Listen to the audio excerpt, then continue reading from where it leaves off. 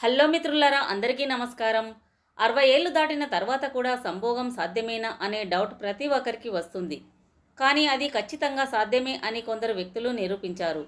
60 ఏళ్లు దాటాక ఈ వయసులో సంభోగం ఇంకా మృదువుగా ఇంకా లోతుగా మారుతుందని ఎవ్వరికీ తెలియదు. సాధారణంగా వయసు పెరిగే కొద్దీ ఆతృత, ఆవేశం, ఉడుకుదనం అనేవి చాలా వరకు తగ్గుతాయి. అనుబంధం, ప్రేమ, ఆప్యాయతలు అనేవి పెరుగుతాయి. ఈ వయసులో సంభోగం శరీరంతో కాదు, మనసుతో ఎక్కువగా జరపబడుతుందని ఎవరికీ తెలియదు. 60 ఏళ్ల వయసులో సంభోగాన్ని 20 ఏళ్ల వయసులో చేసినట్లుగా చేయకుండా కాస్త డిఫరెంట్గా మార్పులు చేసుకున్నట్లయితే ఇద్దరు భాగస్వాములు కూడా ఉన్నంతకాలం ఎంతో తృప్తిగా జీవిస్తారని అంటున్నారు. అయితే ఇక్కడ ముఖ్యంగా స్త్రీని కానీ పురుషుని కానీ ఎలాంటి బలవంతం చేయకుండా అందులో పాల్గొంటే ఇద్దరికీ మంచిదని అంటున్నారు. సంభోగం అంటే కేవలం పడక గదిలో చేసే ఆ కార్యం మాత్రమే కాదు.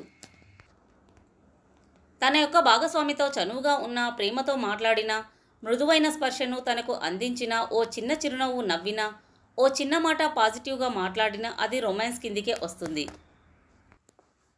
20 సంవత్సరాలలో అత్యంత వేగంగా చేసే ఆ కార్యం ఈ 60 సంవత్సరాలలో ఇప్పుడు అంత వేగం అవసరం లేదు. సమయం తీసుకుంటే ప్రతి క్షణం తీయగా మారుతుంది. భాగస్వామితో మనస్ఫూర్తిగా మాట్లాడినా అర్థం చేసుకునే ప్రేమ సంభోగాన్ని ఇంకా అందంగా మారుస్తుంది.